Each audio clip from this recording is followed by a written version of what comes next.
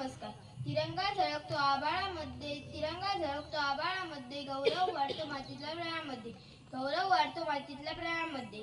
शहीदाच्या त्यागाला करूया वंदन, जय हिंद जय भारत हेच आपले बंधन. आदरणीय व्यासपीठ अध्यक्ष महोदय, पूज्य गुरुजन वर्ग आणि माझ्या विद्यार्थी मित्रांनो, आज मी तुम्हाला स्वातंत्र्य दिनाविषयी 2 शब्द सांगणार आहे.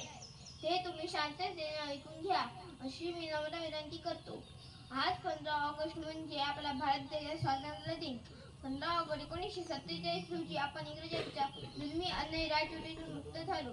स्वातंत्र्य प्राप्तीसाठी अनेक स्वातंत्र्य सैनिकांनी आपल्या प्राणांची आहुती दिली. त्यांना स्मरण करण्याचा हा दिवस आहे.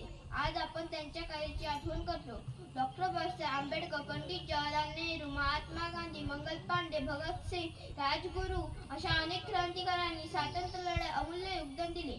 आपण भारताचे नागरिक या नात्याने देशाचे स्वातंत्र्य अबाधित ठेवणे हे आपले कर्तव्य आहे. आजच्या पवित्र राष्ट्रध्वजाला वंदन करून मी माझे भाषण संपवतो. जय हिंद.